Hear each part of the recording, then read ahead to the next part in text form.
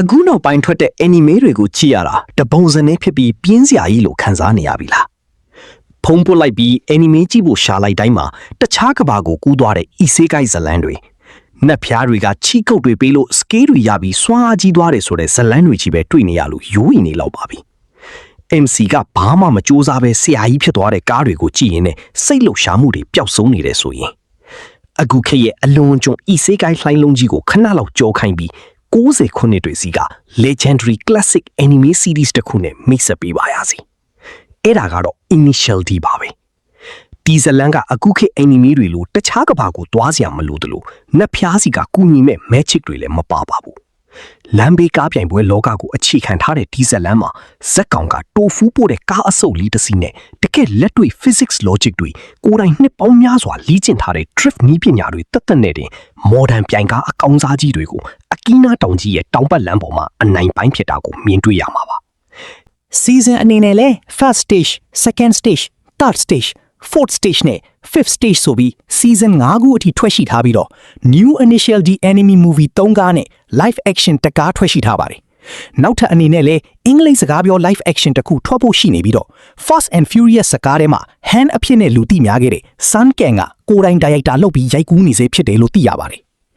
ဇလန်ရဲ့အထူးဇက်ကောင်ကတော့ Takumi Fujiwara Takumi လို့ခေါ်တဲ့အထက်တန်းကျောင်းသားလေးပါသူကကားပြိုင်တာကိုစိတ်လည်းမဝင်စားဘူးကားအကြောင်းလည်းဘာမှမသိပါဘူးဒါပေမဲ့သူကအသက်73နှစ်သားကလေးကသူ့အဖေရဲ့တိုဖူးဆိုင်အတွက်နေ့စဉ်မနက်အစောကြီး4နာရီမှာအကီနာတောင်ပေါ်ကို Toyota AE86 Trino ကားလေးနဲ့တိုဖူးသွားပို့ပေးခဲ့ရတာပါသူ့အဖေဘွန်တာဖူဂျီဝါရာကလည်းရိုးရိုးလူမဟုတ်ပါဘူးသူကိုယ်တိုင်ကတခစ်တခါကအကီနာတောင်ရဲ့ဒန်ဒါရီလာကားသမားဟောင်းကြီးပေါ့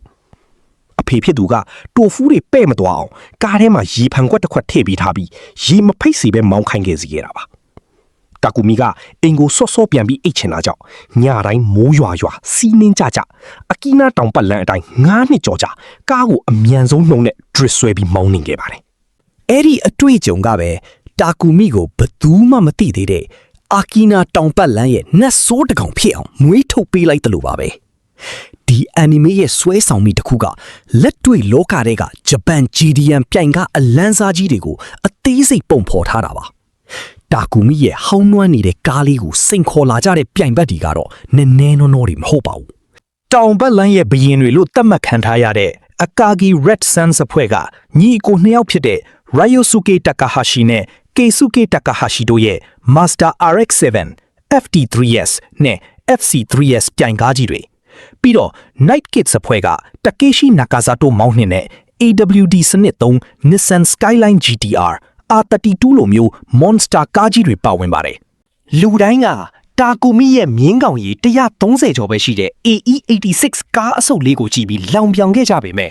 တောင်ပတ်လန်းရဲ့ဒေါကွေတွေဒေါင်းလေးရောက်တဲ့အခါမှာတော့အဲ့ဒီမြင်းကောင်ကြီးယာနယ်ချီရှိတဲ့ modern ပြိုင်ကားကြီးတွေဟာတာကူမီမောင်းနေတဲ့ AE86 ကားအဆုပ်လေးရဲ့အနီးက drift ဆွဲဖြတ်ကျော်ခြင်းကိုခံလိုက်ရတာကြီးပါပဲကဲကျွန်တော်တို့ initial D တွေကအကောင်းဆုံးပြိုင်ပွဲကြီး3ပွဲကိုကြည့်လိုက်ရအောင်ပထမပွဲကတော့ AE86 versus Mazda RX-7 FD ပွဲပါဒါဟာတာကူမီရဲ့ပထမဆုံးတရားဝင်ပွဲဖြစ်ပြီးသူ့ရဲ့ပါရမီကိုတလောကလုံးတည်သွားစေတဲ့ပွဲပါအားလုံးကကားချင်းကမိုးနဲ့မြေလိုကွာခြားလို့ RX-7 နိုင်မယ်လို့ထင်ထားကြပေမဲ့တာကူမီကတောင်ပတ်လန်းရဲ့ရေမြောင်းထဲကိုဘီးညက်ပြီးခွေးတဲ့ Gataran နီးဗျူဟာနဲ့အနိုင်ပိုင်းပြသွားခဲ့ပါတယ်ဒုတိယပွဲကတော့ AE86 versus Nissan Skyline GTR R32 ပွဲပါGTR ဆိုတာလမ်းမတွေပေါ်ကဘရင်မှုလို့ AE86 အတွက်တကယ့်ကိုအန်ဒီယမ်များတဲ့ပွဲပါဒါပေမဲ့တောင်ပတ်လန်းရဲ့ကျင်းမြောင်းတဲ့အကွေတွေမှာ GTR ရဲ့လေးလံနဲ့ကိုယ်တဲ့အားနည်းချက်ကိုအသုံးချပြီးတာကူမီက drift အလှည့်အပြောင်းတွေနဲ့ထပ်မံအနိုင်ယူခဲ့ပြန်ပါတယ်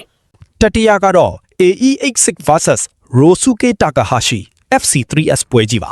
ဒါကတော့ first stage ရဲ့ climax အမြင့်ဆုံးပွဲကြီးပါပြိုင်ဘက်ကကားမောင်းနီးဗျူဟာပါရမီရှင် theory ဆရာကြီးဖြစ်တာကြောင့်တာကူမီရဲ့ drift တိုက်ကွက်တွေကိုအကုန်ဖတ်နိုင်နေခဲ့ပါတယ်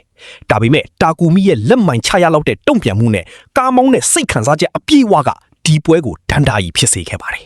ဒီ anime ကိုမကြည့်ဘူးသိရင်ကြည့်တဲ့အချက်တွေကတော့ပထမဆုံး realism လက်တွေ့ကျမှုပါပဲ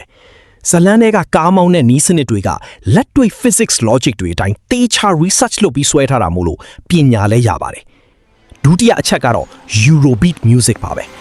ပြိုင်ပွဲအချိန်တက်လာတဲ့အချိန်နောက်ခံကနေ Deja Vu သို့မဟုတ် Gas စတဲ့ European တခြင်းတွေတက်လာတဲ့အချိန်မှာတော့ကြည်နေတဲ့သူပါသွေးတွေစူပွက်လာပြီးစိတ်လှုပ်ရှားမှုကအထွတ်အထိပ်ရောက်သွားပါတယ်バカやってんじゃねえここは追い抜きとかそういうのはなしなんだよこれぞ本物のドリフト